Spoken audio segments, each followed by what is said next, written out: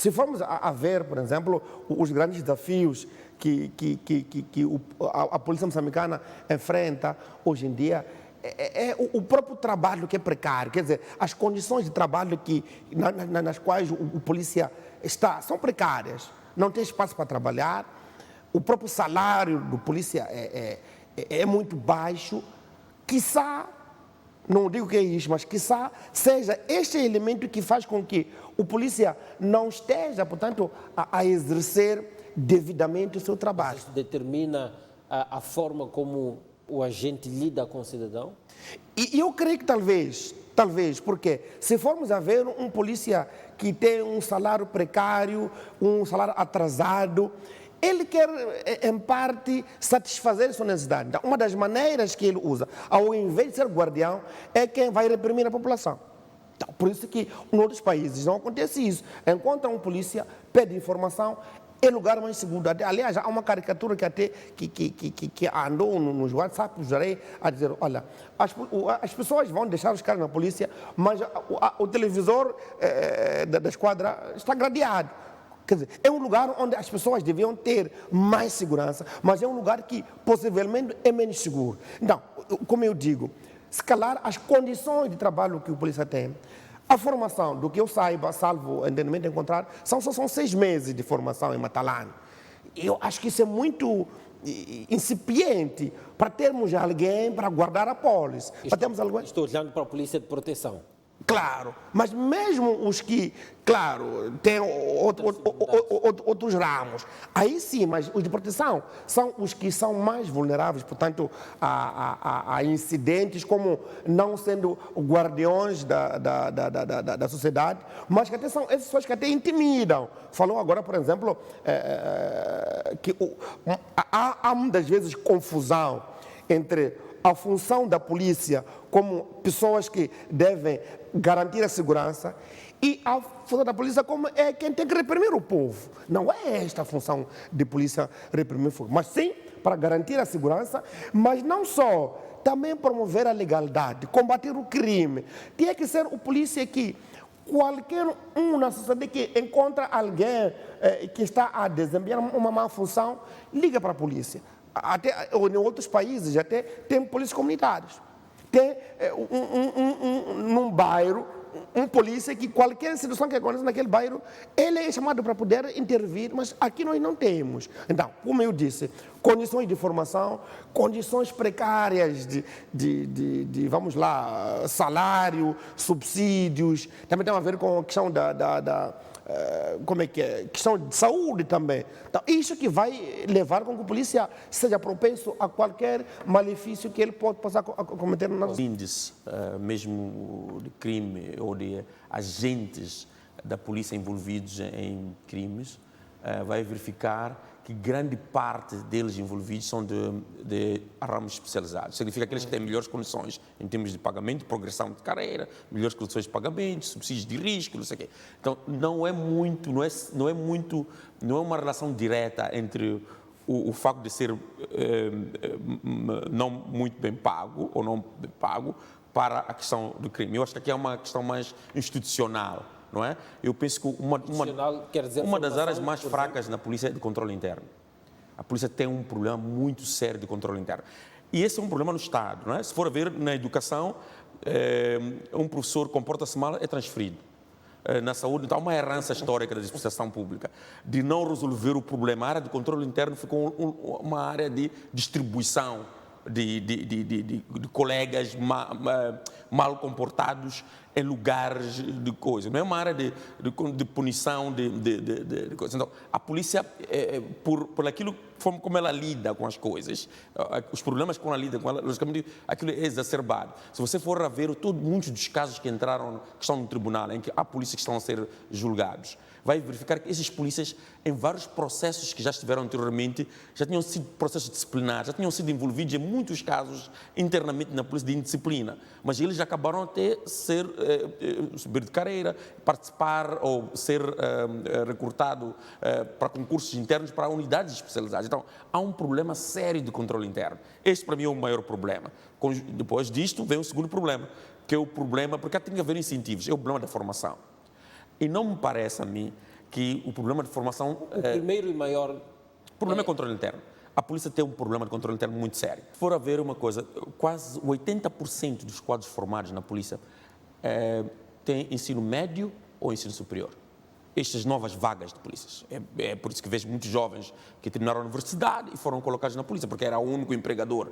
Antes, a polícia, nos últimos anos, concorria com a educação, os professores de salário precário, e toda a gente correu para a polícia. Nos últimos 3 anos, acho que os maiores recrutadores foi Sustenta e foi a polícia, a PRM. E eram quadros moçambicanos formados. Então, esta questão de em 6 meses a polícia pode se formar, tu podes formar para ser praça, para ser aquele que anda na rua, para indicar a travessia nas passadeiras, o parqueamento das vítimas. Então, não é tão esta ideia de que a formação, porque a pessoa não está muito especializada, não. Eu acho que é um problema muito mais estrutural. E aí é um problema, por exemplo, estrutural em termos de comportamento da própria instituição. O que a polícia, que estrutura a polícia tem neste momento para que ela possa, aqueles agentes que se comportam mal, possam, quando recrutados na polícia, possam encontrar incentivos para se comportarem bem. Não é? Esta é a primeira coisa. Como é que aqueles que entram na polícia com a ambição de serem bons cidadãos, de servir, de proteger, de garantir a legalidade, por que eles desistem disso? Então, que incentivos dentro da polícia há para que os agentes da polícia entrem em menos de 6 meses, 1 ano, já estão envolvidos no crime? Não é? E que incentivos existem para polícias que já, que mesmo fazendo uma carreira de 5, 10 anos, indo para áreas especializadas, depois já acabam envolvidos em... Porque o controle interno envolve muita coisa, hein?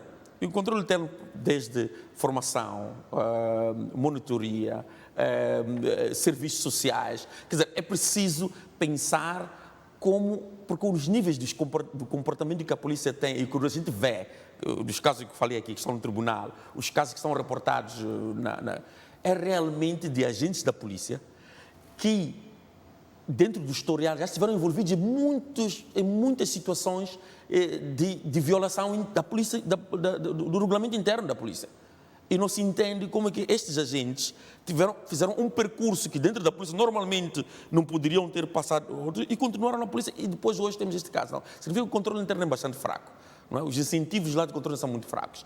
Eu penso que a diferença é o que eu falei aqui. Na educação, os maus professores eram transferidos, vai para um distrito, vai para chefe de secretaria, vai não sei o quê. Na polícia, ele vai para uma área que é sensível, que é a área de segurança, de vigiar meios, ter informação privilegiada do cidadão, e ele faz uso disso. Então, para mim, esta é a questão. O controle interno é uma parte. Depois tem a parte que acho da formação. Não é?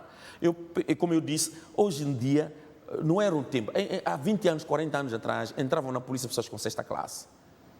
Não é? Hoje não.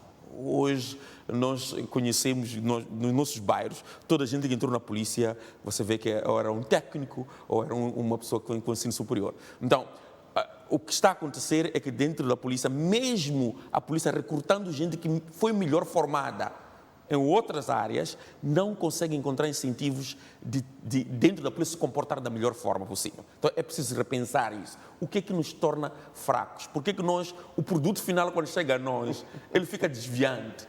Então eu penso que este é um exercício interno. Agora, salários. Na questão de salários, eu penso que esta é uma discussão muito forte, não é? Sobre que recursos pode dar à polícia. O que eu acho esta questão da destruição dos serviços sociais da polícia, não é? Eu digo isso, como eu disse no início, eu conhecia um pouco da polícia. Quando criança tive acesso a serviços sociais da polícia.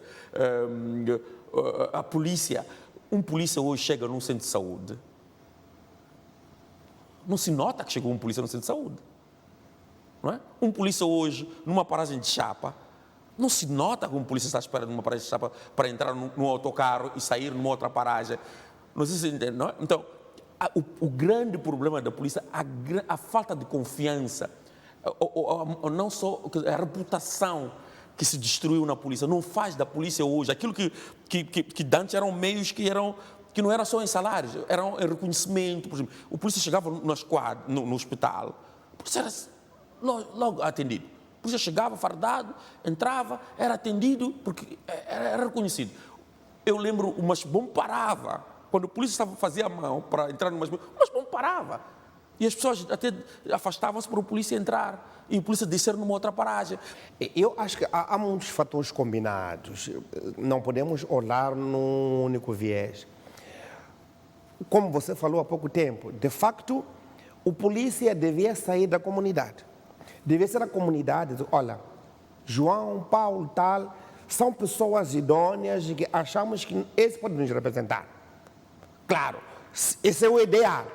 Pode ser que, claro, na prática isso não acontece. Mas que deveria ser a comunidade a indicar pessoas idôneas. O que pode acontecer é, qualquer um concorre, pode até ter um comportamento desviante. Não imagino quando ele chegar lá, ter todo o poder, ter a arma consigo, o que vai fazer?